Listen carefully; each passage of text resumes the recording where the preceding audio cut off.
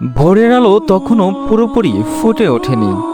পরিবারের মুখে হাসি ফোটাতে জীবিকার সন্ধানে বাড়ি ছেড়ে বের হওয়া একদল শ্রমিকের যাত্রা শেষ হলো রাস্তার পাশেই।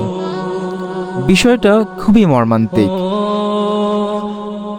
যখন পুরো বাংলার মানুষ ছুটোছুটি করছে তাদের প্রিয়জনের সাথে আনন্দ ভাগাভাগি করার উদ্দেশ্যে, ঠিক তখনই টাঙ্গাইলের যমুনা সেতুর পূর্ব পারে এমন এক মর্মান্তিক ঘটনা ঘটে গিয়েছে যা 15টি পরিবারের জন্য অত্যন্ত দুঃখজনক এবং শোকাবহ। রড বোঝাই একটি ট্রাক উল্টে প্রাণ হারিয়েছেন একই সঙ্গে 15 জন। হ্যাঁ, একজন দুইজন নয়, 15 জন শ্রমিক, যাদের অধিকাংশ ছিলেন নওগাঁর ধান কাটা শ্রমিক। সোমবার ভোর 6:30টার দিকে ঢাকা টাঙ্গাইল মহাসড়কের সরাতৈল দক্ষিণপাড়া এলাকায় নিয়ন্ত্রণ হারিয়ে উল্টে যায় ট্রাকটি। প্রত্যক্ষদর্শীরা জানান, ট্রাকটিতে রডের পাশাপাশি গাদাগাদি করে বসছিলেন শ্রমিকরা। হঠাৎ করেই নিয়ন্ত্রণ হারিয়ে রাস্তার পাশে ছিটকে পড়ে ট্রাকটি। মুহূর্তের মধ্যেই রড আর লোহার নিচে চাপা পড়ে মারা যায় 15 জন শ্রমিক। চারদিকে শুরু হয় আর্তচিৎকার আর আহাজারি।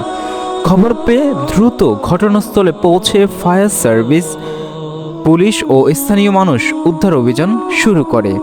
এলেঙ্গা ফায়ার স্টেশনের ইনচার্জ আতাউর রহমান জানিয়েছেন, দুর্ঘটনার ঘটনাস্থলে বহু মানুষের মৃত্যু হয়। আহতদের দ্রুত টাঙ্গাইল সদর হাসপাতালে পাঠানো হয়েছে।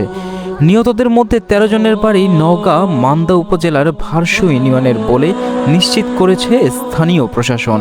তারা সবাই মৌসুমি ধান কাটা শ্রমিক ছিলেন। কেউ ছিলেন পরিবারের একমাত্র উপার্জনকারী, কেউ আবার কয়েকদিন পর বাড়ি ফেরার স্বপ্ন দেখছিলেন। কিন্তু সেই স্বপ্ন আজ থেমে গেছে রক্তাক্ত মহাসড়কে। যমুনা সেতুর পূর্ব থানার পুলিশ জানিয়েছে, নিহতদের পরিচয় শনাক্তের কাজ চলছে। একই সঙ্গে দুর্ঘটনার প্রকৃত কারণও খতিয়ে দেখা হচ্ছে।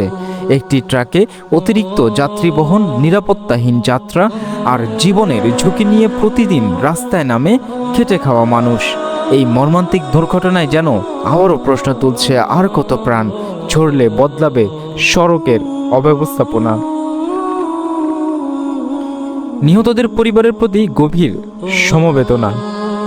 আহতদের দ্রুত সুস্থতা কামনা করছি।